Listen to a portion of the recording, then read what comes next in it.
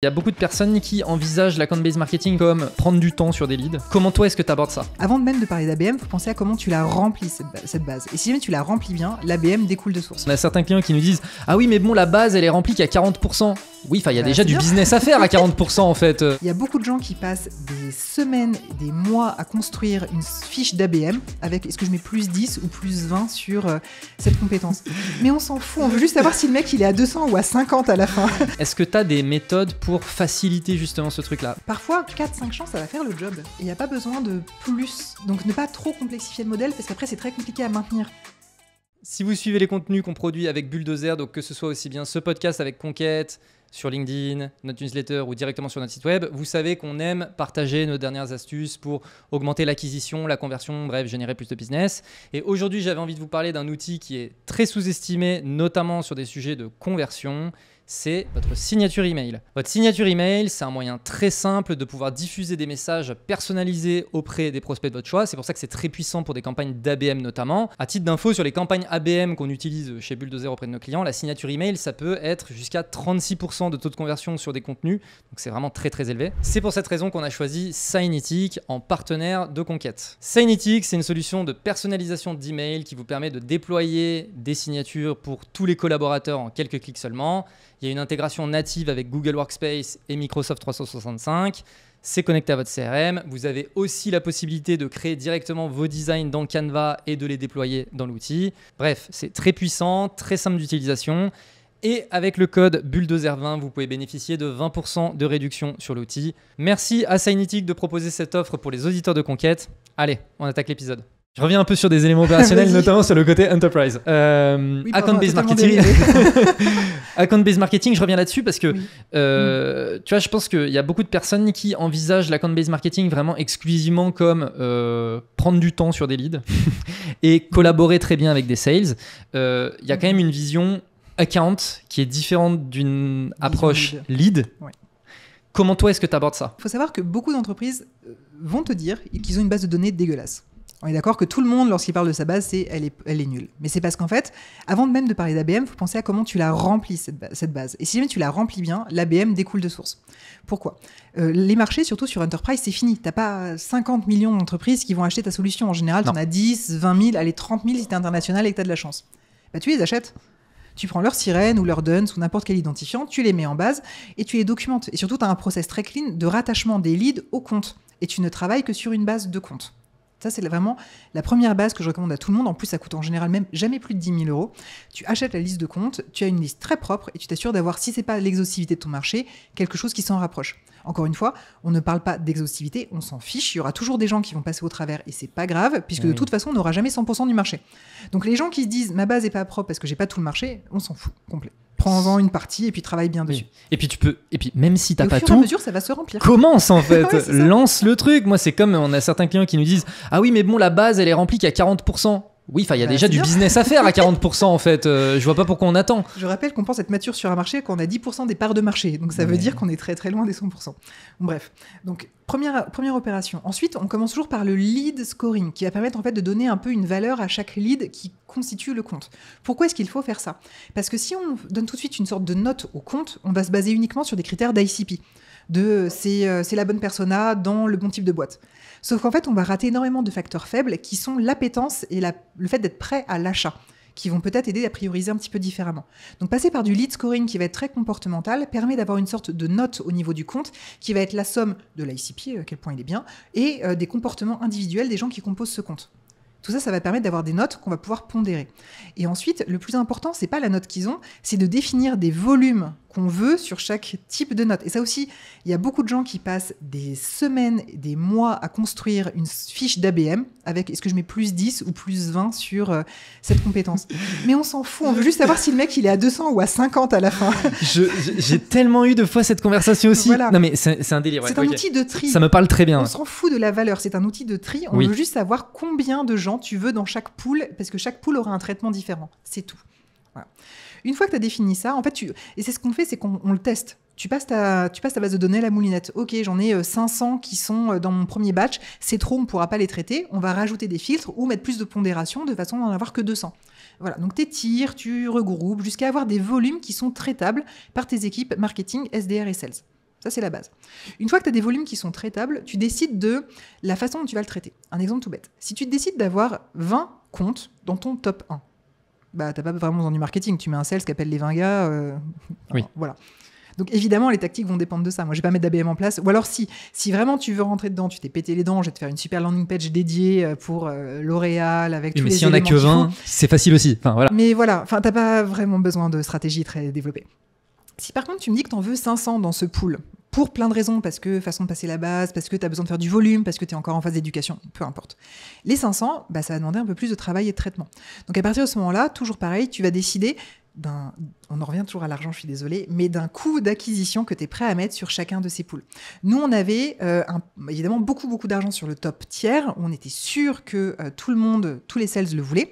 Et donc, un deal, enfin l'obtention, un deal, pas un deal signé, mais un deal dans le pipeline sales pouvait nous coûter jusqu'à 5 000 €.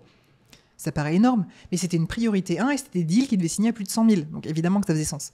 En revanche, un tiers 3, moi j'autorisais max 500 €. Voilà. Donc évidemment, ça donne encore une fois pas accès aux mêmes tactiques et donc pas accès au même pool d'actions que tu vas faire, soit marketing, soit SDR, soit sales. Encore une fois, aussi simple que ça. Un exemple tout bête, ton hospitality, dans ce programme-là, 5 000, tu peux l'ouvrir au top 1. Très bien, 5 000, il y a de la marge. Hein. Il y en a des tickets pour le rugby, il n'y a pas de souci.